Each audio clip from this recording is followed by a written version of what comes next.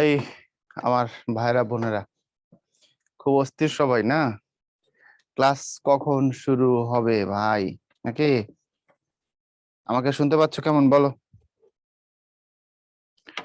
সাউন্ডের কি অবস্থা? দ্রুত জানাই দাও। শুনতে পাচ্ছ ঠিক মতো? আচ্ছা, দেখতে পাচ্ছ? আমাকে দেখা যায়? আমার দাড়ি কই গেল? ওমা, আমি কি দাড়িওয়ালা ছিলাম নাকি? আমি শেভ করি, তবে সেটা দেরিতে করি আর কি। হ্যাঁ, ঘন ঘন করলে বেকার খরচা, টাকা বেশি যায়। এর জন্য মাসে 2 বার, বুঝা গেছে? কখনো কখনো 3 বার, এই আর কি। এর জন্য দাড়ি অনেক সময় বড় হয়ে যেতে পারে।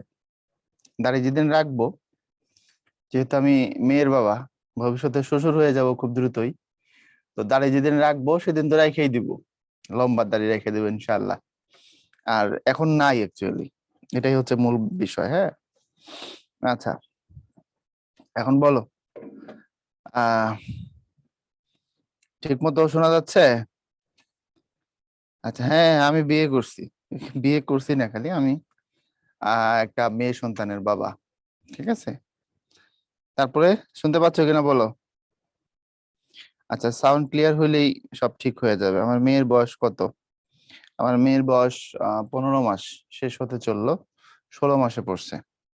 আচ্ছা, যা হোক, চলো আমরা ক্লাস শুরু করি। হ্যাঁ, আমার জন্য দোয়া করো, আমার মেয়েটার জন্য দোয়া করো। তো চলো, আমরা কি পড়বো আজকে? আমি তো আঙ্কেল, হ্যাঁ আমি আঙ্কেল, আমি বাবা।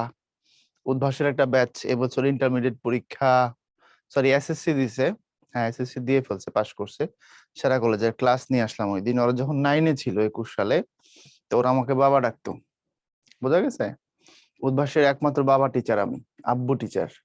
সব হলো ভাইয়া টিচার, আমি হলাম আব্বু টিচার।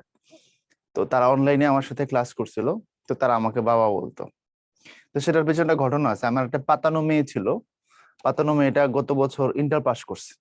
আমি তাদের বলছিলাম যে আমার একটা পাতানো মেয়ে আছে, ইন্টার পাস করতে যাবে এবছর, কলেজে পড়ে, তোরা 9-এ পড়িস।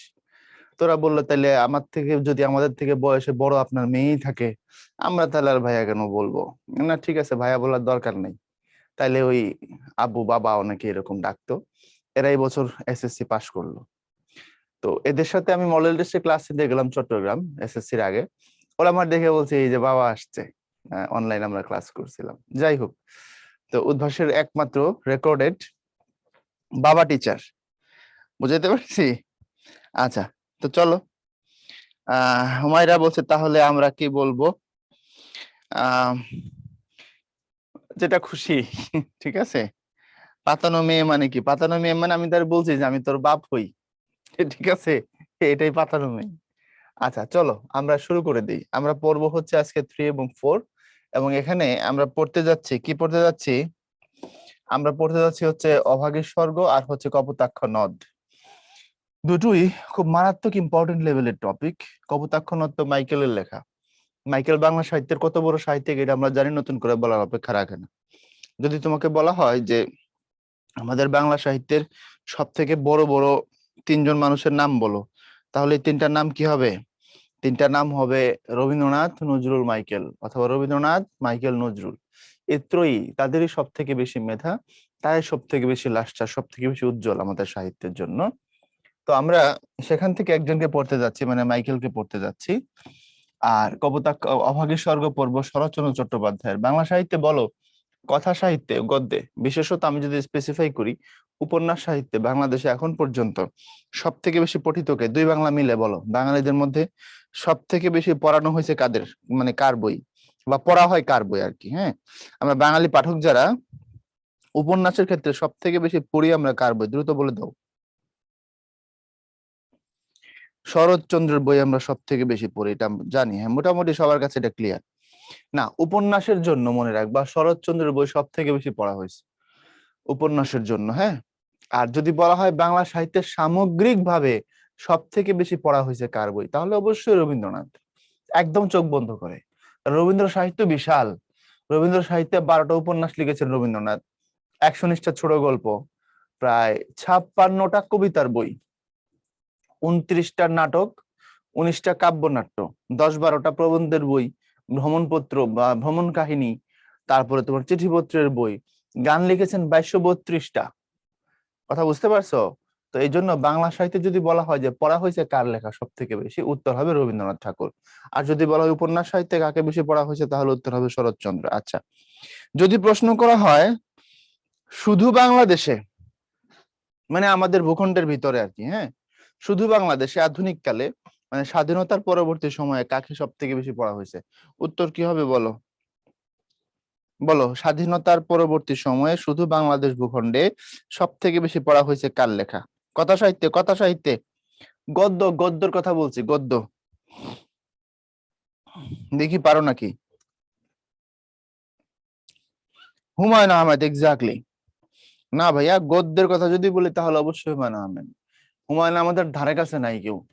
মানে 1971 পরবর্তী সময়ে, আমার কথা ভালো মতো বোঝো আগে, 1971 পরবর্তী সময়ে গদ্যের কথা যদি বলি, আরো যদি স্পেসিফাই করি, উপন্যাস যদি বলি বাংলাদেশ ভূখণ্ডে কাকে বেশি পড়া হয়েছে, তাহলে হুমায়ুন আহমেদকে যা পড়া হয়েছে তার অর্ধেক, হয়তো বাকিরা। তোমরা চিন্তাও করতে পারবা না হুমায়ুন আহমেদের পাঠক লেভেল কত বেশি। আর যদি বলা হয় বাঙালি সোসাইটি সব মিলে, তাহলে সবার উপরে গদ্য সাহিত্য হচ্ছে শরৎ বাবু। আর সমস্ত সাহিত্য মিলে অবশ্যই রবীন্দ্রনাথ।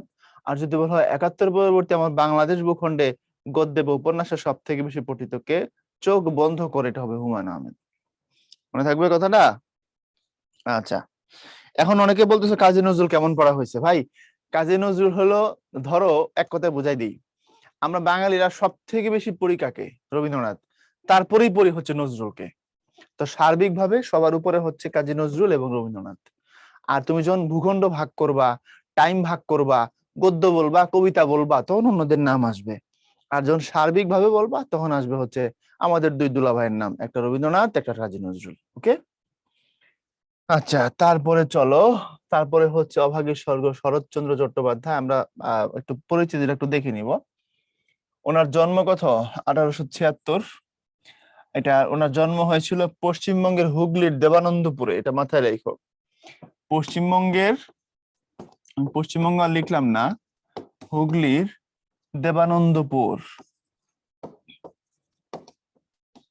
আর মারা গেছেন কলকাতায় জানুয়ারি 16 জানুয়ারি 1938 উনি মারা গেছেন। আর প্রথম গল্প হচ্ছে মন্দির, এটা বিশাল একটা পুরস্কার পাওয়া গল্প। পুরস্কারের নাম হচ্ছে কুন্তলিন। কত কত নামান নামান 18 করেন।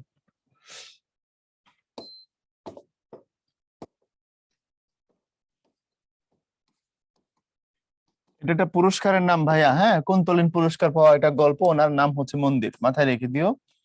আর পদক এবং উপাধি কি পাইছেন উনি? 1920 সালে কলকাতা ইউনিভার্সিটি থেকে জগত্তারিণী পদক, এর একটা আকার আছে জগত্তারিণী। এবং 36 সালে ঢাকা বিশ্ববিদ্যালয় থেকে তিনি পাইছেন ডিলিট।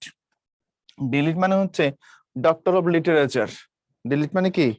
Doctor of literature. এটা অর্জন করা যায় না, সম্মানসূচক ডিগ্রি। ধরো আমি পিএইচডি অর্জন করব, পিএইচডি অর্জন করার ডিগ্রি, আমি কোন একজন পিএইচডি ডক্টরেট বড় গবেষকের আন্ডারে গিয়ে গবেষণা করতে করতে একসময় আমি এটা পাবো, এটা অর্জন করা যায়। ডিলিট যেটা, যেটা ডিলিট, এটা প্রকৃতপক্ষে তুমি চাইলে অর্জন করতে পারবা না। এটা সম্মান সূচক, তোমার কাজে, তোমার কৃতিত্বে যদি কোন ইউনিভার্সিটি তোমাকে সম্মানিত করে, এটা দিয়ে তারা করতে পারে। তবে তুমি যদি টার্গেট করো যে হ্যাঁ আমি গবেষণা করতে করতে ডিলিট নিব, না, এটা সম্ভব না। বোঝা গেছে? কিন্তু পিএইচডি যেটা, এটা অর্জন করার ডিগ্রি, এটাকে বলা হয় ডক্টর অফ ফিলোসফি, এটাকে বলা হয় ডক্টর অফ লিটারেচার। মাথায় রেখে দিও। এরপর আসো উল্লেখযোগ্য গ্রন্থ। বড়দদি থেকে শুরু করে এখানে বিপ্রদাস পর্যন্ত আছে, যা দেখতেছো এগুলো সব হচ্ছে উপন্যাস। এখন তোমাদেরকে আমি একটা প্রশ্ন করব, দেখি কি অবস্থা, বলো। বড়দিদি থেকে শুরু করে বিপ্রদাস পর্যন্ত সবই এখানে উপন্যাসের নাম। আমাকে বলতে হবে শরৎবাবুর শ্রেষ্ঠ উপন্যাস কোনটা। আমি বক্স দেখতেছি, আমাকে বলো। পিএইচডির ফুল মিনিং হচ্ছে ডক্টর অফ ফিলোসফি। বলো, শরৎচন্দ্র চট্টোপাধ্যায়ের শ্রেষ্ঠ উপন্যাস কোনটা? এই যে ছেঁকা খাওয়া জেনারেশন, প্রেম ছাড়া কিছু বোঝে না, সবাই হুড়মুড় করে দেবদাস বলতেছে, এটা কোনো কথা হইলো? দেবদাস ওনার শ্রেষ্ঠ উপন্যাস নয়। অনেকে সঠিক উত্তর দিয়েছে, তাদের সংখ্যা খুব কম। ওনার শ্রেষ্ঠ উপন্যাস হচ্ছে শ্রীকান্ত। আর দেবদাসের কথা যদি বলো তাহলে এটাকে বাঙালি পড়ছে বেশি, এটাকে পড়ছে অনেক। এটা সিনেমায় হয়েছে কয়েকবার, হিন্দিতে হয়েছে, দক্ষিণী সিনেমা হয়েছে, কলকাতায় হয়েছে 2বার, বাংলাদেশে হয়েছে 1বার। মানে এটার মধ্যে এত মধু, ছ্যাঁকা খাওয়ার মধ্যে এত আনন্দ বাঙালির। কষ্ট খায়া মানে ছ্যাঁকা খায়া ব্যাকা হওয়ার মধ্যে বাঙালির আনন্দ বেশি, এই জন্য দেবদাস বাঙালি পড়ছে বেশি, এটা ঠিক। কিন্তু সাহিত্যের মান যদি তুমি চিন্তা করো তাহলে বাংলা সাহিত্যে সব থেকে বেশি পড়া হয়েছে যেটা শরৎবাবুর উপন্যাস হিসেবে, বা শ্রেষ্ঠ উপন্যাস যদি বলি, পঠিত না, শ্রেষ্ঠ উপন্যাস যদি বলি তাহলে সেটা হবে শ্রীকান্ত। এরপরে বাংলা কথা সাহিত্যে তাকে বলা হয় অপরাজেয় কথা শিল্পী, কারণ কথা সাহিত্যে, গদ্য সাহিত্যে এখন পর্যন্ত তাকে সবাই এত বেশি পড়ছে, তার লেখা তার ধারে কাছে কেউ নাই, যার জন্য তার অপরাজেয় কথা শিল্পী বলা হয়। এরপরে আমরা এখানে অভাগীর স্বর্গের মূল ভাব নিয়ে একটু কথা বলবো। তার আগে তোমাদেরকে আমি একটা কথা জিজ্ঞাসা করব, আমাকে একটু উত্তর দিতে হবে। বলো তো দেখি, আমাকে বলো, দ্রুত বলবা, হ্যাঁ? না পারলে লেখার দরকার নাই, হয়তো চ্যাট বক্স ভারী করবা না, পারলে কেবল লিখবা। ঠিক আছে, লিখো তো, কাঙালির বয়স কত ছিল?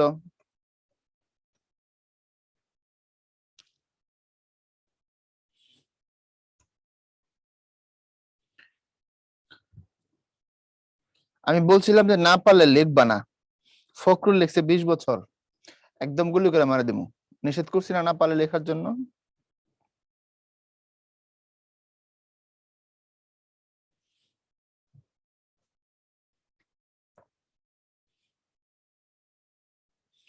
বারো, তেরো, চোদ্দ, পনেরো, 19, বাবারে বাবা, কি একটা অবস্থা!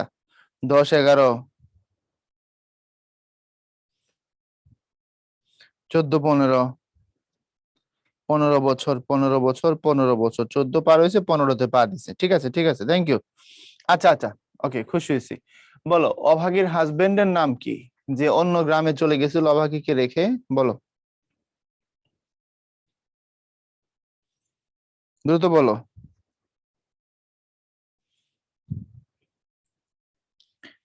রসিক বাঘ। হ্যাঁ, রসিক বাঘ। আসলে সে রসিক বিলাই, একজন লিখছে রসিক বিলাই, আসলে সে বিলাই। কারণ যে স্ত্রী এবং সন্তানের ভরণ পোষণ দেওয়ার ক্ষমতা রাখে না এবং দায়িত্ব থেকে কুইট করে, তারা তো বিলাই বলাও যুক্তিসঙ্গত না, ওরা টিকটিকি বলতে হবে, তাই না? তাহলে রসিক টিকটিকি। Thank you. আচ্ছা, সব বেটারা এখন বামুন কায়েত হতে চায়, একথা কে বলছিল বলো? কাঙালি যখন গেছিল তার মায়ের জন্য কাঠের জোগাড় করতে, তখন তারে নিয়ে মশকরা হয়েছিল, সব বেটারা এখন কি হইতে চায়? বামুন কায়েত হতে চায়। কে বলছিল বলো? হ্যাঁ, আলফি ভালো বলছো। হ্যাঁ, অনেকে ভুলভাল বলতেছো সমানে, না না না, জমিদার কখন এই কথা বললো? জমিদারের সাথে তো দেখাই হয় নাই। জমিদারের একজন স্থানীয় প্রতিনিধির সাথে তার কথা হয়েছে, অধর রায়, জমিদারের সাথে আর দেখাই হয় নাই। আচ্ছা, মুখুজ্জ যিনি ছিলেন, মুখুজ্জের ছেলে, হ্যাঁ ঠিক আছে, ঠিক আছে। আচ্ছা ঠিক আছে, থ্যাংক ইউ। আচ্ছা, এরপরে বলো। ওকে, লিখতে হবে না, বলো। দুলে মানে কি বলো, দুলে? এটা তোদের সম্প্রদায় ছিল দুলে, এটা আসলে কোন সম্প্রদায়, ওদের কাজ কি? দুলের কাজ কি বলো? হ্যাঁ, অনিন্দ, তোমার উত্তর ঠিক আছে। বাকিদের অনেকে কাছাকাছি যাচ্ছ, আবার ভুল উত্তর দেওয়ার সংখ্যা নেহাত কম না।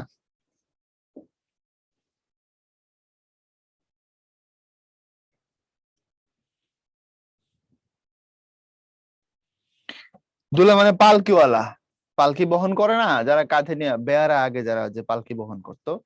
পালকি যে আগে কেবল বিয়ের সময় ইউজ হইতো এমন না, কিন্তু পালকির বহুবিধ ব্যবহার ছিল। যেমন ধরো, অনেক সম্ভ্রান্ত ঘরের মানুষ, মহিলারা যারা, তারা বাইরের পুরুষের সামনে যাইতো না, মুসলমান এমনকি হিন্দু সমাজেও ছিল। পর্দা বাঙালি সমাজের সাথেই আছে, কেবল মুসলমানদের জন্য না, এটা একটা ভালো কাজ। তো তারা অনেক সময়, এই সম্ভ্রান্ত বাড়ির মহিলারা অন্যের সামনে যাবেন না, তারা এক জায়গা থেকে আরেক জায়গায়, আত্মীয় বাড়ি থেকে আত্মীয় বাড়ি, গ্রাম থেকে গ্রামে যাওয়ার সময় পালকিতে করে যাইতো। এটা পালকির একটা ব্যবহার। তারপরে বড় বড় ধর্মীয় ব্যক্তিত্ব যারা, ধরো হিন্দুদের ঠাকুর বা মুসলমানদের মধ্যে বড় বড় বুজুর্গ মানুষ যারা, তারা দূর থেকে দূরান্তে যখন যাতায়াত করতো, তারা অনেক সময় পালকিতে যাতায়াত করতো। কথা বোঝা গেছে? আর বিয়ে শাদীর ব্যাপারে তো আছে, পালকির একটা মাল্টিপারপাস ইউজ ছিল, এবং একটা নির্দিষ্ট শ্রেণী ছিল হিন্দুদের সমাজে যারা পালকিটাকে ক্যারি করত, এদেরকে বলা হয় দুলে। এখন কলকাতায় দুলে কথাটার ব্যবহার করা হয় না, কলকাতা ডিরেক্ট পালকিওয়ালা কথাটা লেখা হয়, বুঝতে পারছো? পালকিওয়ালা এমন লেখা হয়। আচ্ছা, তোমাদেরকে ধন্যবাদ, তোমরা অনেক উত্তর দিছো। আমি আসলে বুঝতে চাচ্ছিলাম তোমরা এই জিনিসটাকে পড়ছো কিনা, মানে তোমাদের ঘাটাঘাটি আছে কিনা, এটা আমার আমার জানার ইচ্ছা ছিল আর কি। হ্যাঁ, তো চলো আমরা শুরু করি। এখানে অনেক কথা আসবে, যেহেতু হিন্দু ধর্ম এবং ধর্মের বর্ণ প্রথা নিয়ে বিভিন্ন কথাবার্তা এখানে আছে। হয়তো এমন কথা আসতে পারে যেটাতে তুমি হয়তো আঘাত পাইতে পারো, বাট আমি খুবই দুঃখিত, আমি আগেই বলে দিচ্ছি, আমি তোমাকে আঘাত করার জন্য কিছু বলবো না। ঠিক আছে ভাই, একটা ফোন নিচ্ছি, জাস্ট আমাকে 1 মিনিট টাইম দাও।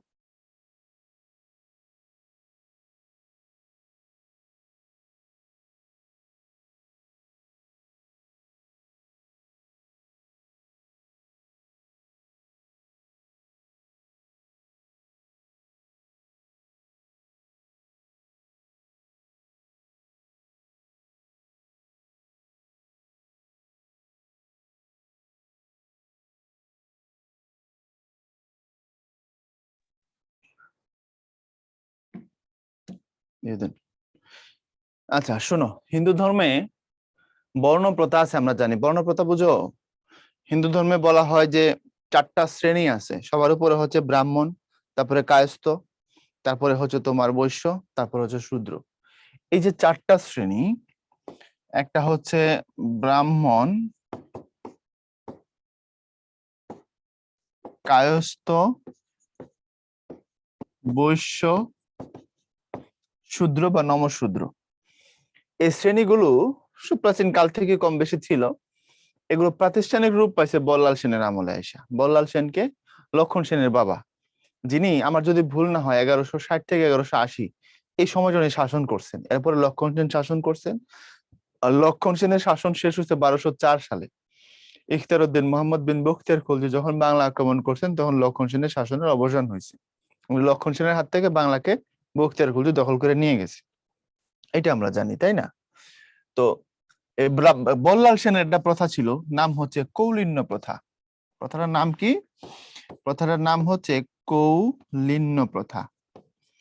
এই কৌলিন্য প্রথা মানে হচ্ছে যারা কুলীন, কুলীন মানে ব্রাহ্মণ, কুল মানে বংশ না, কুল কুল থেকে কুলীন অর্থাৎ উঁচু বংশধারী যারা, ও ব্রাহ্মণরা বা উঁচু বংশধারী মানুষ হিন্দুদের মধ্যে, তারা যে ধর্মীয় ভাবে এবং সামাজিক ভাবে অনেকগুলো অতিরিক্ত সুযোগ সুবিধা পায় বা পাবে, এটার প্রতিষ্ঠা যিনি দিয়ে গেছিলেন তিনি হচ্ছেন এই বল্লাল সেন, একদম রাষ্ট্রীয় ভাবে, শাসনতান্ত্রিক ভাবে।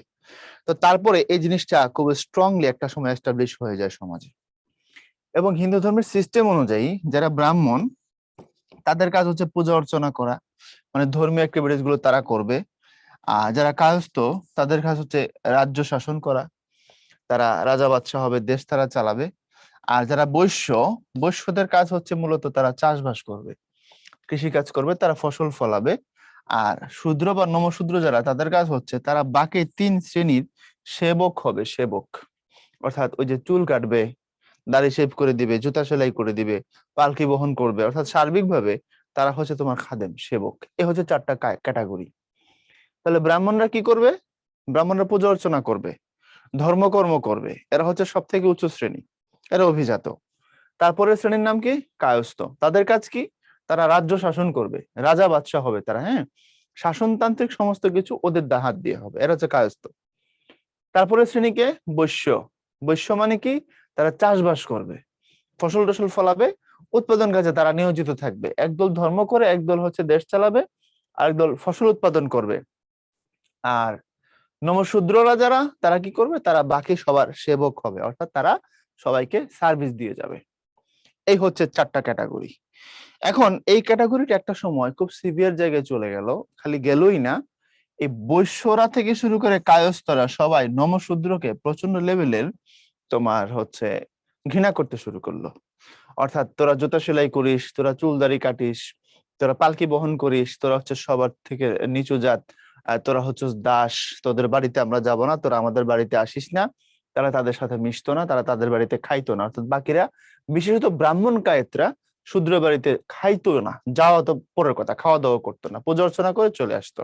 ওরকম একটা অবস্থা, মানে তাদেরকে কিছুটা মানে এমন ভাবে রাখা হইতো, মান সম্মানের আর কিছু নাই আর কি। তোমাকে আমি ক্যাটাগরি গুলো একটু চিনাই দিচ্ছি, দেখো। এই ব্রাহ্মণ মানে হচ্ছে যত চট্টোপাধ্যায়, তারপরে হচ্ছে গঙ্গোপাধ্যায়, তারপরে তোমার হচ্ছে মুখোপাধ্যায়, বন্দ্যোপাধ্যায়, এগুলো যেগুলো দেখো, এগুলো চ্যাটার্জি, ব্যানার্জি, গাঙ্গুলি, এরাই এরা। গঙ্গোপাধ্যায় মানে গাঙ্গুলি, বন্দ্যোপাধ্যায় মানে ব্যানার্জি, চট্টোপাধ্যায় মানে চ্যাটার্জি, এগুলো। তারপরে হচ্ছে তোমার মিত্র, তারপর হচ্ছে তোমার সেন, তারপর ঠাকুর, তারপর ভট্টাচার্য। হ্যাঁ, এই জিনিসগুলো যাদের নামের পাশে দেখবা এরা হচ্ছে মূলত ব্রাহ্মণ। আর এরপরে হচ্ছে কায়স্থ। কায়স্থ আমি যতদূর জানি তারা নামের সাথে কায়স্থই থাকে, অনেকের নাম আমি শুনেছি অমুক কায়স্থ তমুক কায়স্থ। আর কোনো সাব ডিভিশন থাকলেও থাকতে পারে, যে মুসলিম ওইটার অত বিস্তারিত আমি জানি না। তারপরে বৈশ্য। বৈশ্য মানে হচ্ছে বেশিরভাগ হিন্দু, আমাদের সমাজে যেটা দেখি আর কি, যে সরকার, তারপর পাল, তারপর ঘোষ, তারপর রায়, হ্যাঁ, চৌধুরী, বেসিক্যালি এরা হচ্ছে বৈশ্য। আবার ডিরেক্টর বৈশ্য লিখে। বাংলাদেশে একসময় একটা বোলার ছিল, ক্রিকেট খেলতো, হ্যাঁ, খুব সম্ভবত আমার ভুল না হলে সিলেটে তার বাড়ি, তাপস বৈশ্য। এখন আর খেলেন, অনেক আগে অবসর নিয়ে গেছে। তাপস বৈশ্য, আর নামের পাশে একটা বৈশ্য লিখে। আর শূদ্র মানে হচ্ছে তোমার দাস যারা, দেখো এখন নামের পাশে যে যে দাস লেখা থাকবে, তারপরে শূদ্র লেখা থাকে অনেকে, অনেকের নামের পাশে বিশ্বাস লেখা থাকে, বিশ্বাস। এই বিশ্বাস, দাস, শূদ্র, দুলে, পালকিয়ালা, এরা অল সেম। কথা বুঝতে পারছো? এখন সমাজে যেটা হইলো, এই বাকি তিন শ্রেণী এদেরকে খুব ঘৃণা করতো। তোমার শুনলে খুব খারাপ লাগবে এগুলো, কিন্তু আমাকে একটু বলতে হবে তোমাকে বোঝানোর জন্য। ইনফ্যাক্ট ব্রাহ্মণরা তাদের বাড়িতেও যাইতো না, খাওয়া তো পরে। শূদ্রদেরকে ব্রাহ্মণদের বাড়িতে অ্যালাউ করতো না। অ্যালাউ করলে তারা ওই উঠানের বাইরে দাঁড়ায় কথা বলতো। কায়স্থরও সেম এমনটাই করতো, বুঝছো? বৈশ্যদের কাছাকাছি কিছুটা ছিল শূদ্ররা, কিন্তু বাকি দুই শ্রেণীর কাছে আসতেই পারতো না। এই যে সমাজের মধ্যে একটা বিভাজন, আসলে তো সবাই মানুষ, তাই না? এইসব বিভাজনের বিরুদ্ধে সত্যেন্দ্রনাথ দত্ত কলম ধরছেন, শরৎবাবু ধরছেন, মানে সাহিত্যিকদের মধ্যে ম্যাক্সিমাম 98% চাইছেন যে সমাজ সেম হয়ে যাবে, আমরা সবাই সমান, দুই একজন ব্যতিক্রম বাদে। তো এই যে একটা মানে বিভাজন, এই যে একটা উচ্চ নিচু, এই যে একটা ধাক্কা ধাক্কি ঠেলাঠেলি, তার বিরুদ্ধে একটা প্রতিবাদ হচ্ছে এই গল্পটা। এটা শক্ত লেভেলের প্রতিবাদ। এই গল্পের মধ্যে আমরা দেখি অভাগী নামের একটা মহিলা, মহিলা তারা বলা যাবে না, তারা মেয়েই বলতে হবে, কারণ তার বয়স খুব একটা বেশি ছিল না। এই অভাগী, তার বিয়ে হয়েছিল রসিক বাঘের সাথে। কিন্তু সমাজের মধ্যে যে একটা ব্যাড কালচার আছে, যে রসিক বাঘ কি করছে, অভাগীর রাইখা আরেক গ্রামে গিয়ে আরেকটা মহিলারে বিয়ে করছে, কইরা সেখানে আবার সে সংসার পাচ্ছে। এদিকে অভাগীর একটা ছেলে, ওই ছেলের নামই হচ্ছে কাঙালি। তো অভাগীর জীবন কাটছে দুঃখে, এই জন্য তার নাম অভাগী। অভাগীর ছেলেরা নাম এমনি কাঙালি, সবাই তারে বলে ক্যাংলা, আর অভাগীরে বলে ক্যাংলার মা। আর কাঙালির বয়স তোমরা বলছো 14-15, 14 গেছে, 15 হয়েছে। শিলরা কি ভাইয়া? শিলরাই তো বিশ্বাস। যারা শিল চুল দাড়ি কাটে এরাই বিশ্বাস। আবার যারা শিলও রেখে, এগুলো তো এখন আর প্রশ্ন করে না, শুনতে থাকো। এখন খালি শুনতে থাকো, শুনতে থাকো, ঠিক আছে? আহ, হয়তো প্রশ্ন করো না, তোমাদের ছোটদেরকে পড়ানো একটু কঠিন।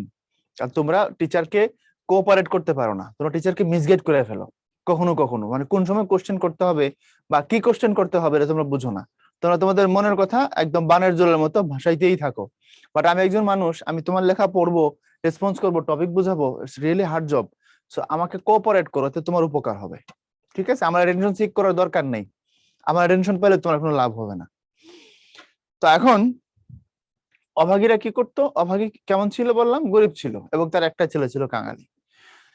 তো অভাগীর এক সময় বলতে গেলে মৃত্যু গ্রহণ করার স্বাদ হইলো আর কি, ইচ্ছা হইলো। কেন?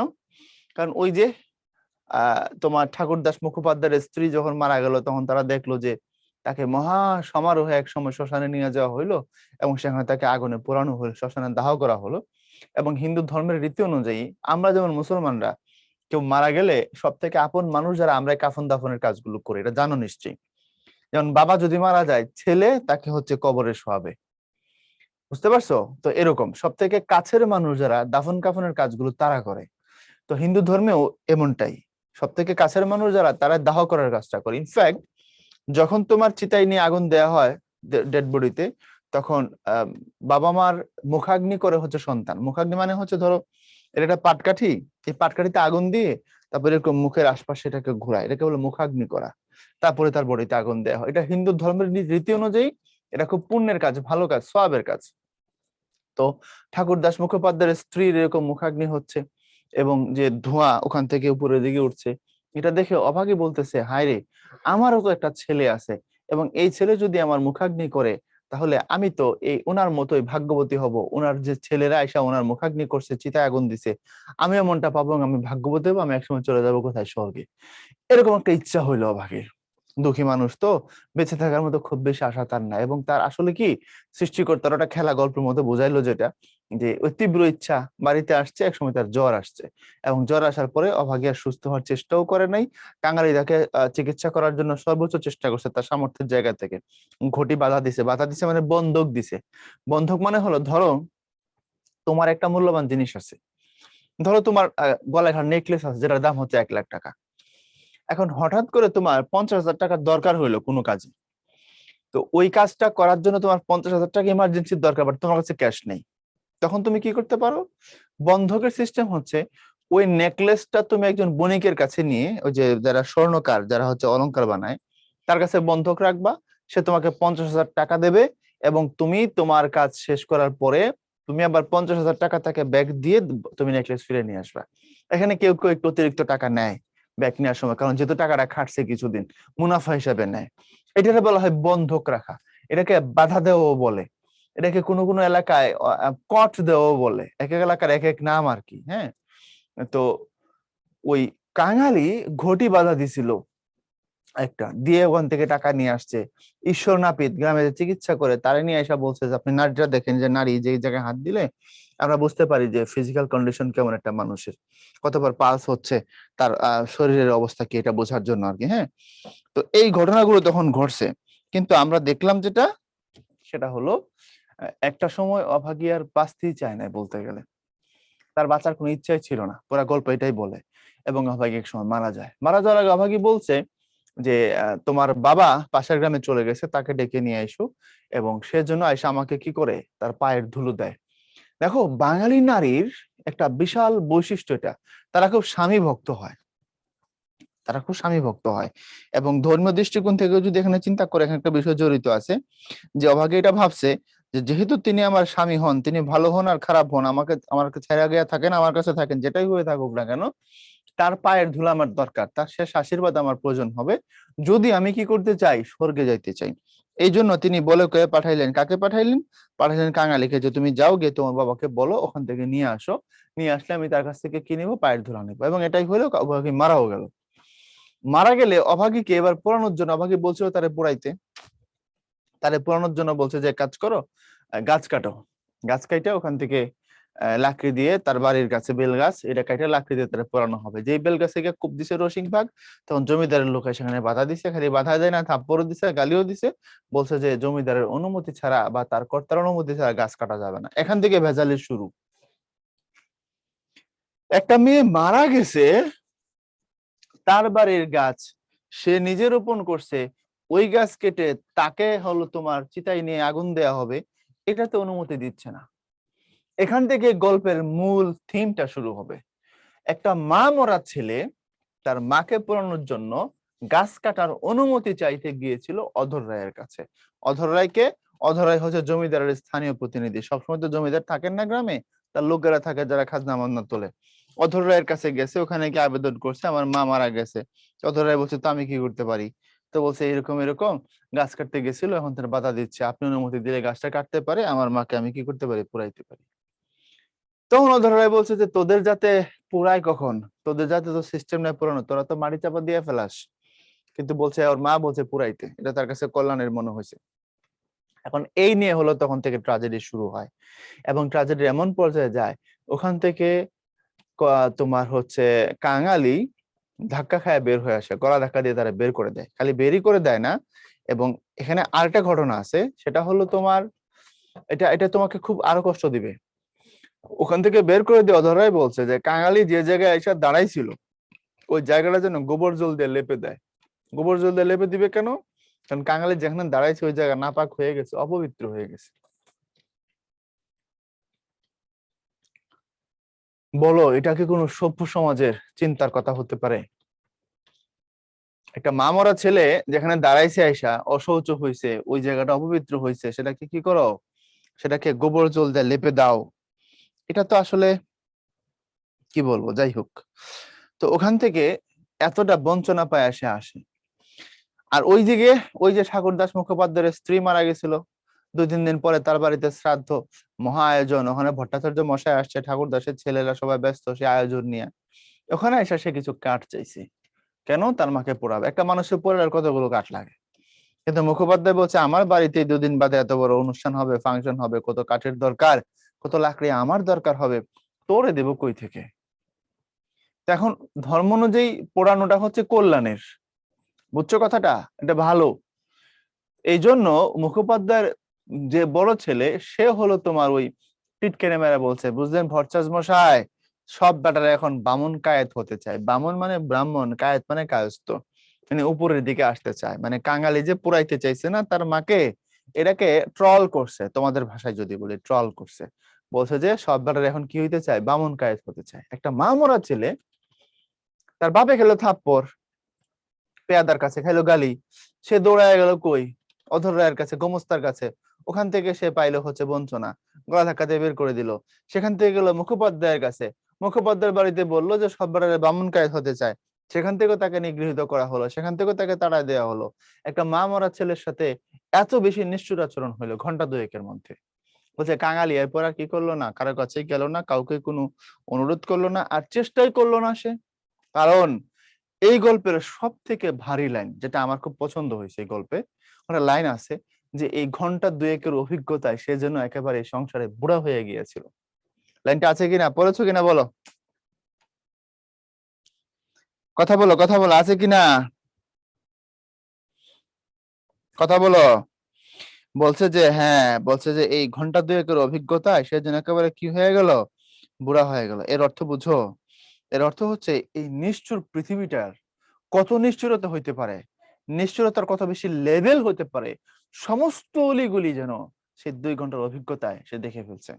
অর্থাৎ এই ঘন্টা দুয়েকের নিষ্ঠুরতা তাকে এই পৃথিবীর সমস্ত কিছুকে দেখাই দিছে। এই ঘন্টা দুয়েকের অভিজ্ঞতা তাকে জীবনকে এত কাছ থেকে এত নিশ্চিতভাবে দেখাইছে যেন তার আর কিছু দেখার দরকার নাই। এজন্য বলছে সে কি হয়ে গেছে, একেবারে যেন বুড়া হয়ে গেছে। বুঝতে পারছি ব্যাপারটা এবার? তো কাঙালি চলে আসছে, আয়সা তো কিছু করার ছিল না। তারপরে তার মায়ের ইচ্ছা ছিল ছেলের হাতের আগুন পাবে, সেটা আর পাইলো না। নদীর চড়ায় নিয়ে যাওয়া হলো, ওখানে বালুর উপরে কি করা হলো, পাটখড়ি দিয়ে প্রথমে আগুন জ্বালানো হলো। সে আগুনটা ওই কাঙালি তার মায়ের মুখের চারপাশে একটু করে ঘুরাইলো।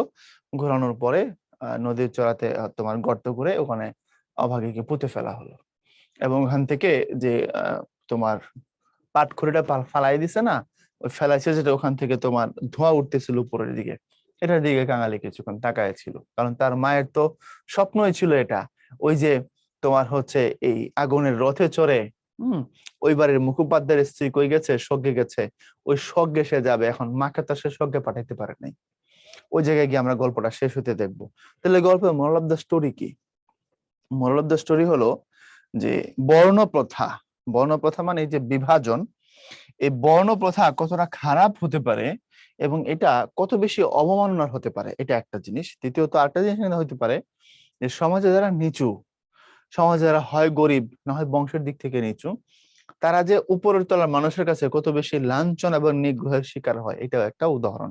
তুমি তো নিশ্চয়ই জানো যে সংখ্যার দিক থেকে ধরলে বৈশ্য এবং শূদ্ররা সংখ্যা কিন্তু বেশি, ব্রাহ্মণের সংখ্যা সব থেকে কম। হিন্দু সমাজের সংখ্যাগরিষ্ঠের হিসাব যদি করো, ব্রাহ্মণের সংখ্যা সব থেকে কম। আর এই বৈশ্যদের সংখ্যা কিন্তু, বা শূদ্রদের সংখ্যা বেশি। তুমি হেড কাউন্ট করলে এদের সংখ্যাই বেশি, কিন্তু মূলত এরাই হচ্ছে সব থেকে বেশি সুবিধাগুলোকে ভোগ করে। যাই হোক, এটা ছিল আমাদের গল্প। আমরা এখানে এই গল্পের মূল বক্তব্য লিখছি এবং গল্প থেকে আমরা কি কি শিখতে পারছি এটা বলছি। দেন আমরা বাদ বাকি জিনিস, এখানে গল্পের কিছু লাইন আছে। ঠাকুরদাস মুখুজ্জের বর্ষীয় স্ত্রী 7 দিনের জ্বরে মারা গেলেন।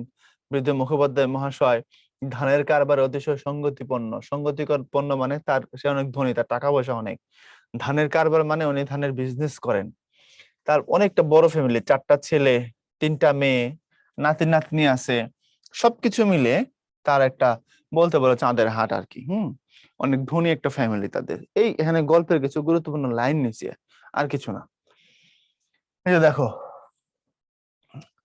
বহুকণ্ঠের হরিধ্বনির সহিত পুত্র হস্তের মন্ত্রপুত অগ্নি যখন সংযোজিত হইল, তখন তাহার চোখ দিয়া ঝরঝর করিয়া জল পড়িতে লাগিল, মনে মনে বারংবার বলিতে লাগিল, ভাগ্যিমানী মা। ভাগ্যিমানী মা মানে হচ্ছে তোমার গুড লাক, তোমার ভাগ্য ভালো, তুমি স্বর্গে যাচ্ছ, আমাকেও আশীর্বাদ করে যাও, আমিও যেন এমনি কাঙালির হাতের আগুনটুকু পাই। বুঝছো? ঊর্ধ্বদৃষ্টে মানে উপরের দিকে, ঊর্ধ্বদৃষ্টে চাহিয়া কাঙালির মায়ের দুই চোখ অশ্রুর ধারা বহিতে চলে। এমন সময় একটি বছর 14-15 ছেলে তাহার আঁচলে টান দিয়ে কহিল, হেতাই তুই দাঁড়িয়ে আছিস মা, ভাত রাঁধবি না? মানে কাঙাল এসে বলতেছে, তুই এখানে দাঁড়ায় আছিস মা, রান্না করবি না? এই হলো গল্পের শুরু। তো তোমরা গল্প জানো, গল্পের কিছু লাইন আমরা দিয়ে দিছি, প্রতি গল্পে আমরা এমনটা দিই। কবিতা পুরাটাই নেই, গল্প পুরাটা নেই না, যেগুলো লাইনগুলো মনে হয় যে সিকোয়েন্স রাখলে তুমি গল্পটা ধরতে পারবা সংক্ষেপে, ওই লাইনগুলো আমরা এখানে নিই আর কি। এখানে কিছু অবজেক্টিভও থাকে, কিছু ভালো ভালো শব্দ থাকে, এই অর্থে নিই আমরা। যেমন অন্তরিক্ষ মানে হচ্ছে আকাশ, এই মূঢ়তা মানে হচ্ছে ধরো বোকামি, চূড়ান্ত বোকামিকে বলা হয় মূঢ়তা, এই হচ্ছে ব্যাপার। তো এটা তো আমার পড়তে হবে না, ইয়েস অর নো দরকার আছে আমার পড়ার? আমি তো মূল বক্তব্য বলেই দিছি, আমরা সামনে চলে যাব।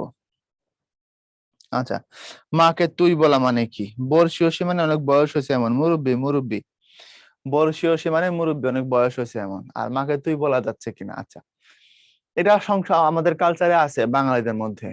তুই হচ্ছে প্রকৃতপক্ষে সব থেকে আপন ভাষা। কেমনে তোমার বোঝাচ্ছি, হ্যাঁ, আসো একটু জায়গা নি। এই যে দেখো, এই যে আপনি, এটা বলা হয় সম্ভ্রমার্থে, সম্ভ্রম অর্থে।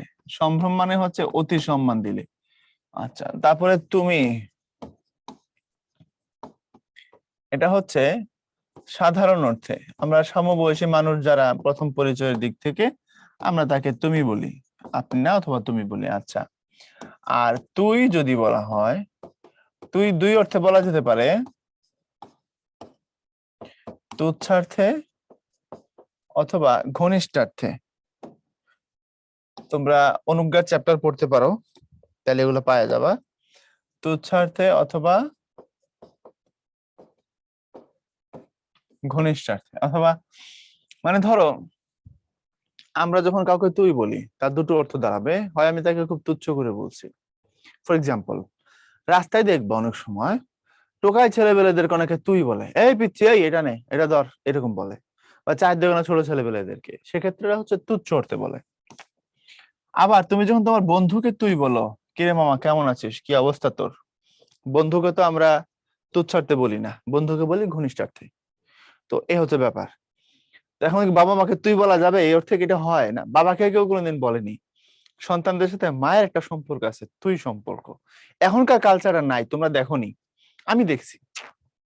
যেমন আমার এলাকায় আমার ভাই হয় এরা সম্পর্কে, হ্যাঁ মা, এই যে মা কথাটাকে আমার এলাকার ওরা আঞ্চলিক ভাষায় বলে হচ্ছে মায়ো, মায়ো বলে। শুনছো কিনা আমি জানি না। যেমন আমরা দাদি বাবা নানিকে বলতাম বুবু, আমি নিজেও বলতাম, আমার দাদি নানিকে আমরা বুবু বলতাম, বুবু। শুনছো এটা? কেউ না শুনলে তোমাদের বলে এগুলো লাভ নাই। শুনছো বুবু, শুনছো? আচ্ছা, অনেকেই শুনছো। তো এই বুবু একটা খুব প্রচলিত কালচার, ওখানে বু বলে, বু, বু অথবা বুবু। আচ্ছা, তো এই জায়গাটা, ওই যে বললাম মাকে বলে হচ্ছে মায়ো, এই মায়োটা যেমন আমার আম্মা আমার নানুকে মায়ো বলতো, ওকে? তো কেউ মায়ও বলে, কেউ বলে মাই। মা শব্দটাকে আমার মাই কেমন জানে আছে গো, আমার মায়ের জানে কি হইছে, এরকম বলে, বা মায়ও বলে। তো আমি শুনেছি সম্পর্কে আমার ভাই হয়ে এরা তাদের মাকে বলে মা, আর কি বলে মায়ো, তুই আমার কথাটা রাখলি না, এরকম বলে। তো এই যে এই কথাটা, এগুলো প্রকৃতপক্ষে কি বুঝতে পারো? এগুলো এগুলো হচ্ছে সত্যিকার অর্থে তোমার সামাজিক পরিবর্তনের ভিতর দিয়ে আস্তে আস্তে আমরা এখন আর এগুলোকে দেখি না। একটা সময় ছিল ভাষাগত জায়গাগুলো, এখন আর আমরা এগুলোকে দেখি না। এগুলো মাথায় রেখে দিও, ঠিক আছে? তো কাঙালির কালচারে কাঙালি বলছে তার মাকে তুই করে, এটা খারাপ কিছু না, ওই কালচারে আছে এটা, এটা খুবই সিম্পল। এরপরে আসো আমরা এখানে দিব শব্দার্থ এবং টিকা। মুখুজ্জে, মুখুজ্জে মানে প্রকৃতপক্ষে হচ্ছে মুখোপাধ্যায়, আমি লিখে দিই মুখোপাধ্যায়। সঙ্গতিপন্ন মানে সোজা কথা, ধ্বনি। ক্রোর মানে হচ্ছে কোল, মায়ের ক্রোর মানে মায়ের কোল। ভুক্তাবশেষ খাওয়ার পর যেটা বাকি থাকে, খাওয়ার পর যা বাকি থাকে। নিস্তব্ধ মানে একেবারে চুপচাপ।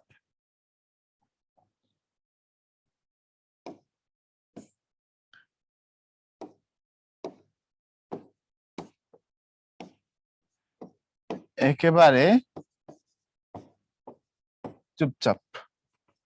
এখন আসে অতিরিক্ত শব্দার্থ এবং টিকা। আমরা এগুলো কেন দিছি বলো?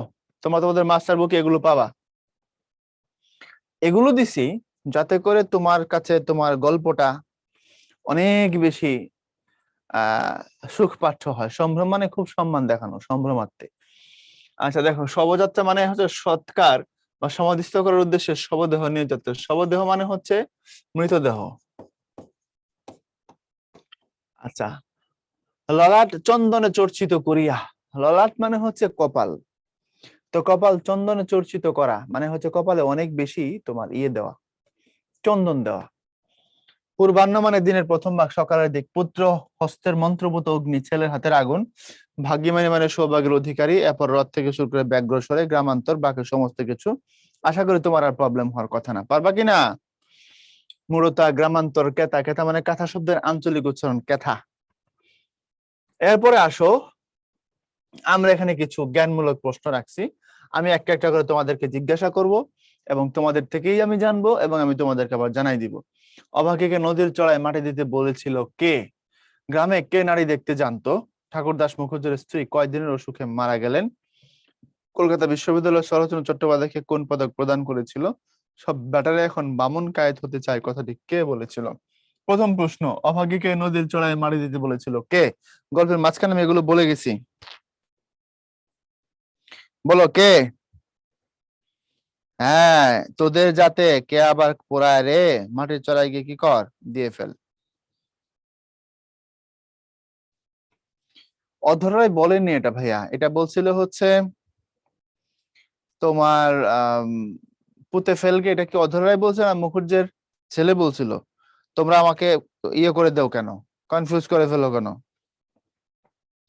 এটা মুখুজ্জে বাড়িতে হয়েছিল না কথাটা? তোদের যাতে কে আবার পোড়ায়, সব বেড়ারে বামুন কায়েত হতে চায়, কি কর, পুরা মানে করে ফেল, নদীর চড়াই গিয়ে পুঁতে ফেল। আচ্ছা, তারপরে হচ্ছে পরেরটা, গ্রামে কে নারী দেখতে জানতো? ঈশ্বর নাপিত। এটা সহজ। ঠাকুরদাস মুখোপাধ্যায়ের স্ত্রী কয়দিনের অসুখে মারা গেলেন? এটা একদম প্রথম লাইনে আছে গল্পের, মাত্রই বলছি। কয়দিন অসুখে মারা গেছিলেন বলো? একদম প্রথম লাইনে বলছিলাম। বর্ষীয়সী স্ত্রী 7 দিনের জ্বরে ভুগিয়া মারা গেছিলেন। হ্যাঁ, 7 দিন। ওকে। তারপরে কলকাতা বিশ্ববিদ্যালয় শরৎচন্দ্র চট্টোপাধ্যায়কে কোন পদক প্রদান করেছিল? এটা আমি পরিস্থিতির মধ্যে দেখাই আসছি, মনে করে দেখো। ঢাকা বিশ্ববিদ্যালয় দিয়েছিল ডিলিট। ঢাকা বিশ্ববিদ্যালয় দিয়েছিল ডিলিট 1936 সালে। আর কলকাতা ইউনিভার্সিটি দিয়েছিল 1920 সালে। পদকের নাম কি? জগৎ তারিণী। থ্যাংক ইউ, যারা উত্তর দিতে পারছো ধন্যবাদ। জগৎ তারিণী পদক, ধন্যবাদ। আচ্ছা, সব ব্যাটারা এখন বামুন কায়েত হতে চায়, কথাটি কে বলেছিল? আমরা অলরেডি এটা কয়েকবার আলোচনা করেছি, কে বলেছিল। এরপরে অন্তরিক্ষ শব্দের অর্থ কি?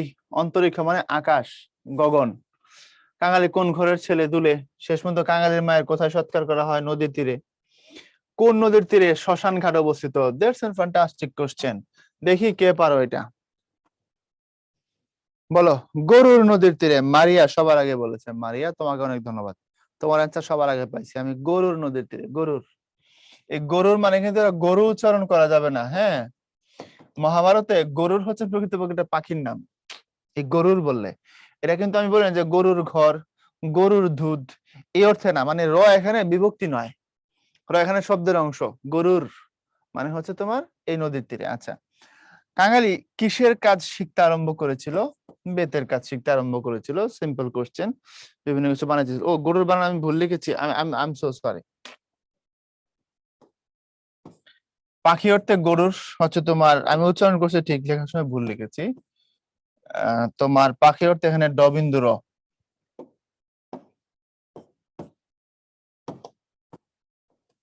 এটা। আচ্ছা, তারপরে আসো অনুধাবন গুলোর দিকে একটু তাকাও। আমি একটু উপাস থেকে গিয়ে পড়ি, তাহলে তোমার দেখতে সুবিধা হবে প্রশ্নগুলো। দেখো, মাকে বিশ্বাস করাই কাঙালির অভ্যাস কেন? তারপরে মা মরেছে তো যা, নিচে নেবে দাঁড়া, অধর রায়ের এরূপোক্তির কারণ কি? রসিক দুলে তার পায়ের ধুলো দিতে গিয়ে কেঁদে ফেললো কেন? অভাগীর জীবন নাট্যের শেষ অঙ্ক বলতে কি বোঝানো হয়েছে? নাপিত কাঙালির মায়ের হাত দেখে মুখ গম্ভীর করলো কেন?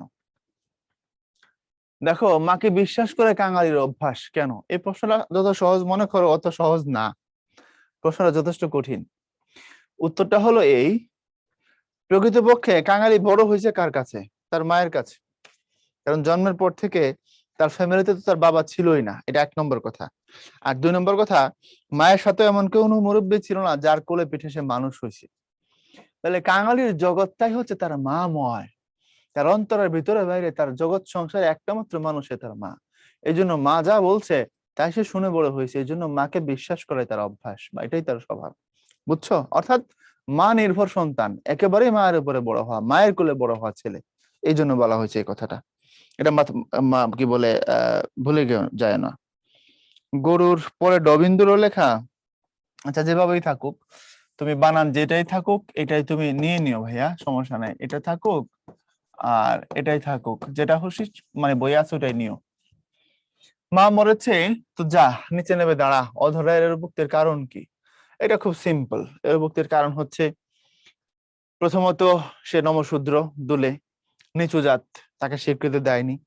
দ্বিতীয়ত মৃতদেহ ছুঁয়ে আসছে কিনা এই জন্য সে মনে করছে অশৌচ অপবিত্র হয়ে গেছে, যার কারণে তারা বলছে নিচে নেবে দাঁড়া। রসিক দিলে তার পায়ের ধুলো দিতে গিয়ে কেঁদে ফেললো কেন? ওরে ধরে থাপড়ানো উচিত ছিল কানের নিচে ইচ্ছা মতো। পায়ের ধুলো দিতে গিয়ে কেঁদে ফেলছে এখন আমি কি জানি, হেবেড়া কানছে হেবেড়া রেজিগাও নাকি? আচ্ছা, উত্তরটা এভাবে আমরা দিতে পারি, তার ভিতরে একটা অনুতাপ। বিয়ে করার পরে সন্তান এবং স্ত্রীকে ফেলাই দিয়ে সে চলে গেছে অন্য গ্রামে, তাদের কোনোদিন খোঁজ খবর নেয় নাই। স্বামীর ন্যূনতম দায়িত্বটুকু সে পালন করে নাই। আর সেই মেয়েটা মরার কালে তার কাছ থেকে কি পাইছে? চাইছিল, তার কাছ থেকে চাইছিল হচ্ছে পায়ের ধুলা। সুতরাং বলছে যে মানে তার নিজের কাছে খুব খারাপ লাগছে এই জন্য, যে আমি তার জন্য কিছুই করি নাই, দায়িত্ব পালন করে নাই ন্যূনতম লেভেল, আর সে এখন আমার পায়ের ধুলা নিয়ে মরবে। এই কষ্টে অনুতাপে তার চোখে পানি আসছে। অভাগীর জীবন নাট্যের শেষ অঙ্ক বলতে কি বোঝানো হয়েছে? একেবারে মৃত্যুর পূর্ব মুহূর্ত। বুঝতে পারছো? মানে তার জীবনের শেষ সময়টুকু, মরার আগের অবস্থাটা যেমন ছিল এটা বোঝানোর জন্য বলা হয়েছে। নাপিত কাঙালির মায়ের হাত দেখে মুখ গম্ভীর করলো কেন? কারণ নাপিত বুঝতে পারছিল, যেহেতু তার অভিজ্ঞতা আছে, যে এই মহিলা হয়তো আর বেশিক্ষণ বাঁচবে না। এরপরে প্রশ্ন, আমরা কপোতাক্ষ নদে যাব, যাওয়ার আগে কোশ্চেন একটু দ্রুত দেখে নি। চেয়ারম্যান সাহেবের বাবার মৃত্যুবার্ষিকী উপলক্ষে বিরাট আয়োজন, এলাকার ধনী গরিব সবাইকে নিমন্ত্রণ করা হয়েছে। দরিদ্র কৃষক খয়ের আলী, ছেলে রনি ও মেয়ে রেণুকে নিয়ে সমাজের গণ্যমান্য ব্যক্তিদের বসার স্থানে ভুল করে খেতে বসেছেন।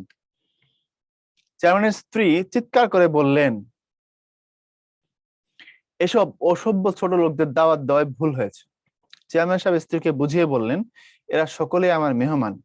তিনি রনি ও রেণুকে আদর করলেন এবং স্ত্রীর আচরণের জন্য খয়ের আলীর নিকট দুঃখ প্রকাশ করলেন। বুঝতেই পারছো, গল্পের বিপরীত সাইন আছে এই জায়গায়, গল্পের প্যারালাল সাইনও আছে এই জায়গায়। চেয়ারম্যানের স্ত্রী অধর রায়ের মতো আচরণ করছে, আর চেয়ারম্যান ভদ্রলোক, ভালো লোক, আমার মতো আচরণ করছে। ঠিক আছে, তো চলো এবার গল্পের ভিতরে চলে যাই, এখান থেকে ম্যাচ করার চেষ্টা করি প্রশ্নের দিকে। উদ্দীপকে চেয়ারম্যানের স্ত্রীর আচরণ অভাগীর স্বর্গ গল্পের কোন দিকটি ফুটে উঠেছে? ব্যাখ্যা করো। দেখি, যদি বলি অধর রায়ের যে বাজে আচরণ করছিল কার প্রতি? কাঙালির প্রতি, এই জায়গাটা। প্লাস তুমি মুখুজ্জের ছেলেরা তার সাথে কি করছে, এই জায়গাটা। অর্থাৎ নিচু বর্ণের মানুষ গরিবের প্রতি যে অবহেলা, এই অবহেলার কথাটা দিয়ে জ্ঞান দিবা, তারপরে এই দুটো ঘটনার সাথে ম্যাচ করে অ্যান্সার দিয়ে দিবা। সমাজের ধনী ব্যক্তিরা যদি উদ্দীপকের চেয়ারম্যানের মতো হতো, তাহলে অভাগীকে বৈষম্যের শিকার হতে হতো না। উক্তিটির বিশ্লেষণ করে 100%। কারণ যদি সমাজের উঁচু মানুষগুলো বা যারা সমাজকে নেতৃত্ব দেন তারা যদি ভালো হয়ে যান, তাহলে অভাগীর কপাল খারাপ হয় না, তার সামাজিক মর্যাদাও থাকে, ধর্মীয় ভাবেও সে নিগৃহীত হয় না, এবং মৃত্যুর পরেও যথাযথ সম্মানের সাথে তাকে কি করা যাইতো? দাহ করা যাইতো। আমি কি ঠিক বলছি? Yes or no? ওকে। এখন হচ্ছে সামন্তবাদের নির্মম রূপ। সামন্ত মানে হচ্ছে যাদের জমি আছে অনেক। সামন্ত শব্দের এক কথা, সহজে যদি বুঝতে চাও, সামন্ত মানে ধনী শ্রেণী, এক কথা শেষ। প্রকৃতপক্ষে সামন্ত দ্বারা বোঝায় হচ্ছে ল্যান্ডলর্ড, যারা হচ্ছে জমিদার, অনেক জমির মালিক আর কি, অর্থাৎ অবস্থা সম্পন্ন বা সঙ্গতি সম্পন্ন। তো সামন্তবাদের নির্মম রূপ মানে হচ্ছে জমিদার শ্রেণীর বা ধনী শ্রেণীর নির্মম রূপ।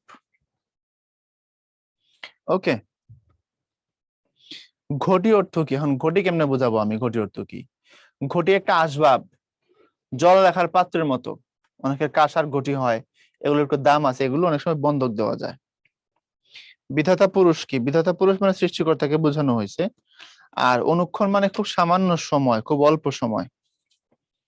আচ্ছা, তারপরে আর কোন প্রশ্ন?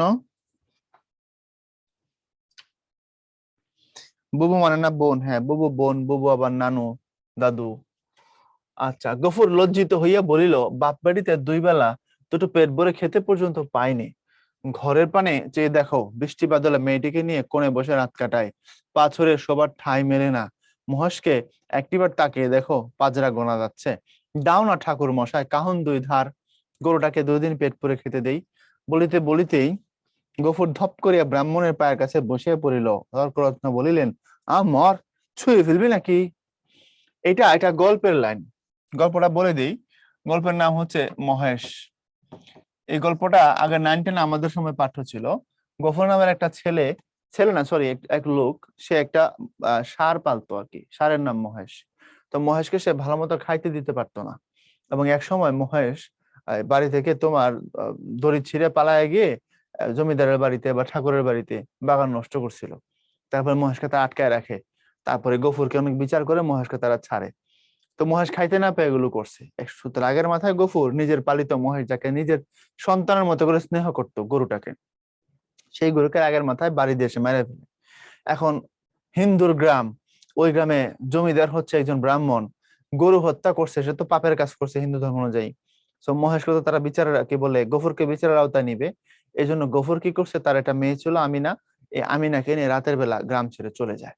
এই হচ্ছে গল্পের থট, এক কথায় যদি বলি আর কি। হ্যাঁ, তো ওখানে গফুরের সাথে জমিদার তর্করত্নের একটু কথোপকথন আলাপ সালাপের জায়গা এখানে আসছে। দেখো, গফুর লজ্জিত হইয়া বলিল, বাপ বাড়িতে 2 বেলা দুটো পেট পুরে খেতে পর্যন্ত পাই না, মানে আমরা ভালো মতো খেতে পাই না। ঘরের পানে চেয়ে দেখো, বৃষ্টি বদলে মেয়েটাকে নিয়ে কোণে বসে রাত কাটাই। মানে তার স্ত্রী ছিল না, ওই বাবা আর মেয়ে। পা ছড়িয়ে সবার ঠাঁই মেলে না। মহেশকে একটিবার তাকিয়ে দেখো, পাজরা গোনা যাচ্ছে, মানে শরীরে হাড় বের হয়ে গেছে। দাও না ঠাকুর মশাই কাহন দুই ধার, মানে অল্প কিছু খড় আমাকে ধার দাও, পরে আমি শোধ করে দেবো। গরুটাকে 2 দিন পেট পুরে খেতে দেই। বলিতে বলিতে গফুর ধপ করিয়া ব্রাহ্মণের পায়ের কাছে বসিয়া পড়িল। তর্করত্ন কহিলেন, মর, ছুঁয়ে ফেলবে নাকি? মানে ধরো পায়ের কাছে বসে পড়ছে গফুর, আর তর্করত্ন লাফ দিয়ে পিছিয়ে গেছে, গিয়ে বলছে, দেখ দেখ, এত কাছে আসিস না, আমাকে ছুঁয়ে ফেলবি নাকি, এমনটা। উদ্দীপকে গফুর চরিত্রটি কোন দিক দিয়ে অভাগী স্বর্গ গল্পের কাঙালের চরিত্রের সাথে সাদৃশ্যপূর্ণ, ব্যাখ্যা করো। উদ্দীপকের তর্করত্ন কি অভাগী স্বর্গ গল্পের অধর রায়ের সার্থক প্রতিনিধি? তোমার উত্তরের সপক্ষে যুক্তি দাও। এক ভাইয়া বলতেছে, ভাইয়া সৃজনশীল কেমনে লিখতে হবে আপনি বলছিলেন, বলবেন? আচ্ছা শোনো, সৃজনশীলের প্রথম লাইন লিখবা জিরো ফ্যাট, মানে জ্ঞানমূলক। জিরো ফ্যাট মানে এখানে কোনো অতিরিক্ত কথা দিবা না, যেটা উত্তর শুধু সেটাই লিখবা। তাহলে সেটা বাক্যেও লিখতে পারো বা শুধু ইনফরমেশনটা লিখতে পারো। ধরো তোমাকে প্রশ্ন করলো যে ঢাকা বিশ্ববিদ্যালয় শরৎচন্দ্র চট্টোপাধ্যায়কে কোন উপাধি দিয়েছিল, তুমি যদি লেখো, শুধু যদি লেখো ডিলিট, উত্তর হবে, কোনো সমস্যা নাই। তুমি যদি লেখো ঢাকা বিশ্ববিদ্যালয় শরৎচন্দ্র চট্টোপাধ্যায়কে ডিলিট উপাধি দিয়েছিল, এটাও হবে, কোনো অসুবিধা নেই। বুঝছো? কারণ তথ্যটাই হচ্ছে উত্তরটা। তুমি যদি ডিলিটের জায়গায় জগত্তারিণী লিখো, নম্বর পাবা না। এটা বাক্যে লিখো আর তথ্য লিখো, যাই করো না কেন, তাই না? তুমি ধরে লিখলে ঢাকা বিশ্ববিদ্যালয় শরৎচন্দ্র বা চট্টোপাধ্যায়কে জগত্তারিণী পদক দিয়েছিল, উত্তর ভুল। কারণ পুরা বাক্যটা উত্তর নয়, উত্তর তো ইনফোটা, জগত্তারিণী অথবা ডিলিট, যেটা ঠিক তুমি সেটা লিখবা। এজন্য পুরা বাক্য ঠিক, ইনফো ভুল, নম্বর কাটা। এজন্য ইনফোটা লিখে দিলেও চলবে। এটা নিয়ে হয়তো প্রশ্ন করবে না, তর্ক করবে না, যা বলছি সেটা, তোমার যেটা খুশি তুমি সেটা করো, হয় ইনফো লেখো না হয় বাক্য লেখো। আমাদের স্যার বলছে এটা, না ভাইয়া ওইটা লিখবো, এই ধরনের কথাবার্তা আমার সাথে বলবো না দয়া করে। আমি তোমার বলছি তুমি যে কোনো একটা লিখো। তোমার যদি ইনফো লিখতে রিস্ক মনে হয়, তাহলে তুমি বাক্য দিয়ে লেখো, আমার তাতে কোনো অসুবিধা নেই। এরপরে আসো, ক গেল, এরপর আসো খ, অনুধাবনমূলক প্রশ্ন। অনুধাবনে সাধারণত জ্ঞানটাকে লিখতে হয় প্রথম লাইনে, তারপরেই তোমার ব্যাখ্যাটা করতে হয়। যেমন ধরো, মাকে বিশ্বাস করে কাঙালির অভ্যাস কেন?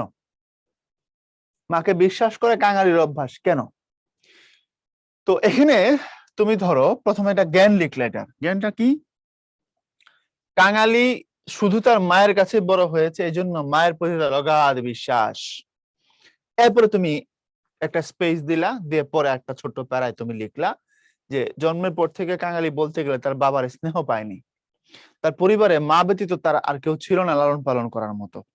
তো তার মা অভাগী, অনেক কষ্টে জীবন সংগ্রামের মধ্য দিয়ে তাকে বড় করেছে। তাছাড়া ছোটবেলায় কাঙালি দীর্ঘদিন পর্যন্ত অতভাবে হাঁটতে চলতে পারতো না, মায়ের কোলে এসে বসে থাকতো বেশিরভাগ সময়। সার্বিকভাবে কাঙালি মায়ের উপরে এত বেশি সব দিক থেকে নির্ভর যে মায়ের সমস্ত কিছুকে সে অন্ধভাবে বিশ্বাস করে। এই জন্য বলা হয়েছে চিরকালই সে মাকে বিশ্বাস করে এবং এটাই তার অভ্যাস। উত্তর হয়ে গেছে না? কথা বলো, বুঝছো কিনা?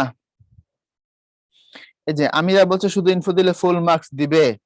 আমি এই জন্য বলছিলাম যে তোমার ইচ্ছা হলে তুমি ইনফো দিও না, তুমি বাক্যে লিখো। বুঝো নাই কথা?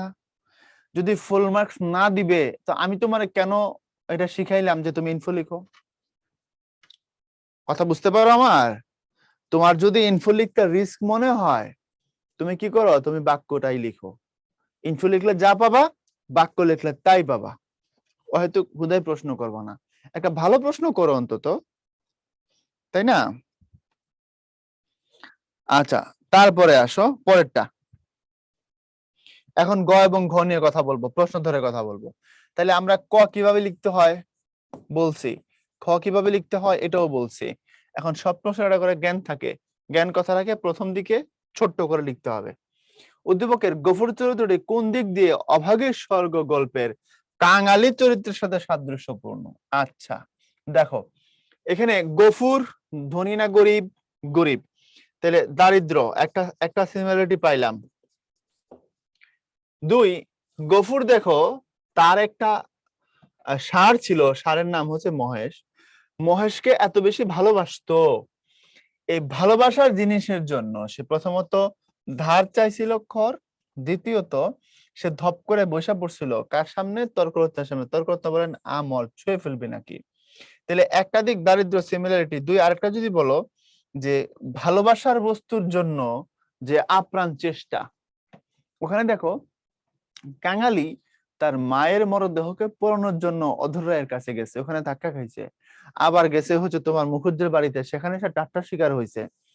তাহলে তার মায়ের ভালোবাসা, ভালোবাসার দাম দেওয়ার জন্য সে কিন্তু কষ্ট করছে। ঠিক এখানেও গফুর তার ভালোবাসার দাম দেওয়ার জন্য কিন্তু কষ্ট করছে। সে একবার গিয়ে গল্পে দেখবা ধরাও খাইছে, মায়ের খাইছে, আর এখানে ধার চাইতেছে, তর্ক পায়ের কাছে পড়ে গেছে। তাহলে দারিদ্র এবং ভালোবাসার মূল্য দেওয়ার দিক থেকে গফুর কাঙালের চরিত্রের সাথে সাদৃশ্যপূর্ণ। অথবা কি বলছে, বলছে উদ্দীপকের গফুর চরিত্রের কোন দিক দিয়ে অভাগের স্বর্গল্পের কাঙালের চরিত্র। তাহলে তুমি বলবা উদ্দীপকের গফুর চরিত্রটি দারিদ্র এবং ভালোবাসার মূল্য দেওয়ার দিক থেকে কাঙালের চরিত্রের সাথে সাদৃশ্যপূর্ণ। এরপরে ব্যাখ্যা। এখন আসো সাদৃশ্যপূর্ণ জ্ঞানটুকু বুঝছো কিনা বলো, জ্ঞানটা বুঝছো?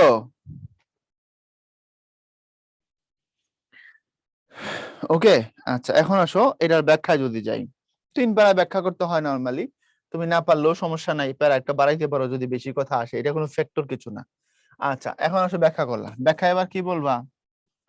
ব্যাখ্যার এই জিনিসগুলো আনবা যে গল্পে গফুর তার একটা ষাঁড় মহেশ, মহেশকে খুব ভালোবাসতো, ভালোবাসতো বলে মহেশের জন্য 2 কাহন ধার চাইছিল, তাই না? কার কাছে? তর্করত্নের কাছে। দ্বিতীয়ত আবার সে এমনকি তর্করত্নের কাছে তার ধারকে ফুলফিল করার জন্য পায়ে পড়ে গেছিল, গফুর জমিদারের পায়ে পড়ে গেছিল। আচ্ছা, গল্পে আমরা দেখব কাঙালি তার মায়ের জন্য, মা বলছিল তাকে যেন মরার পরে কি করা হয়? পোড়ানো হয়। মায়ের ইচ্ছাকে পূরণ করার জন্য, বাস্তবায়ন করার জন্য সে দৌড়াইছে, তাই না? একবার জমিদারের লোকের কাছে তার বাবা থাপ্পড় খাইছে, সেখানে সে কান্না করছে, ধমক খাইছে। তারপরে অধর রায়ের কাছে গেছে, সেখানে সে গলা ধাক্কা খাইছে, তারা বের করে দিছে, অপমান। সেখান থেকে সে মুখুজ্জের কাছে গেছে, সেখানেও সে অপমানিত হয়েছে। তাহলে যেদিকে গফুর তার ভালোবাসার জন্য রক্ষার জন্য কাজ করছে, এদিকে কাঙালিও সেটা করছে। স্টেপ বাই স্টেপ লিখলে উত্তর হয়ে যাবে। ধরতে পারছো কিনা বলো? Yes or no? কাহন মানে, কাহন একটা পরিমাণ, কারণ নির্দিষ্ট পরিমাণের ইউনিট বা একক। আচ্ছা, তারপরে আসো, উদ্দীপকের তর্করত্ন কি অভাগীর স্বর্গ গল্পের অধর রায়ের সার্থক প্রতিনিধি? তোমার উত্তরের সপক্ষে যুক্তি দাও। এটা ক্লাস 6 এর বলাবানো পারবে। সার্থক প্রতিনিধি কিনা, কথা বলো, হ্যাঁ কি না বলো। শেষের প্রশ্নের জ্ঞান বলো, হ্যাঁ কি না। ইয়েস, শেষের প্রশ্নের জ্ঞান হলো হ্যাঁ। তো উচ্চতর দক্ষতামূলক প্রশ্নে এই হ্যাঁ বলতে পারাটা একটা জ্ঞান, না বলতে পারাটাই জ্ঞান। আমি একমত, এটাই জ্ঞান। আমি একমত না, এটাই জ্ঞান।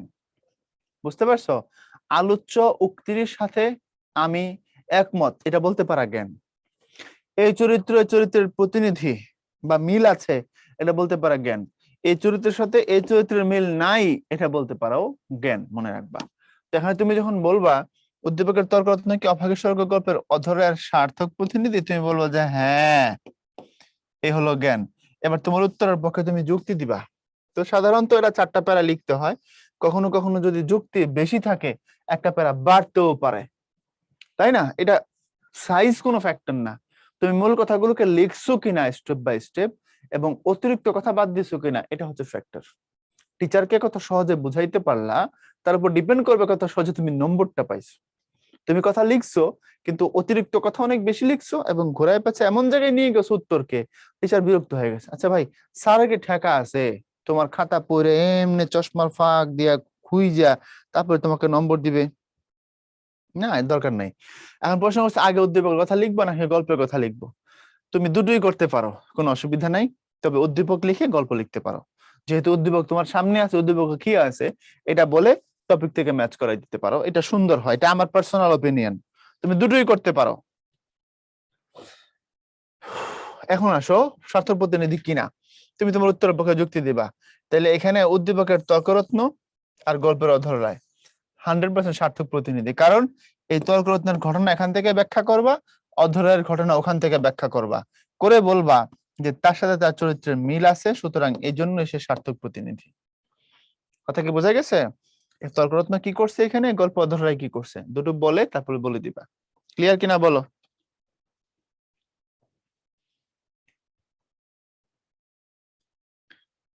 এরপরে মাইকেল মধুসূদন দত্ত। মাইকেল নিয়ে যদি বলি অনেক কথাই। আচ্ছা, কবি পরিচিতি সর্বশ্রেষ্ঠ কীর্তি, কবি পরিচিতিটা জন্ম মৃত্যু ঠিকঠাক মতো পড়ে ফেলবা। সর্বশ্রেষ্ঠ কীর্তির দিকে তাকাও, মেঘনাদ বধ কাব্য, এটা বাংলা সাহিত্যের প্রথম সার্থক মহাকাব্য। অনন্য কাব্য তিলোত্তমা সম্ভব থেকে শুরু করে বীরাঙ্গনা, প্রজাঙ্গনা, চতুর্দশপদী কবিতা, নাটক কৃষ্ণকুমারী, শর্মিষ্ঠা, পদ্মাবতী। আচ্ছা, পরিচিতির দিকে একটু তাকাও। ভাইয়া একটু পানি খাবো, হ্যাঁ? এটা পরিচিতির দিকে তাকায় থাকো, একটু পড়ো।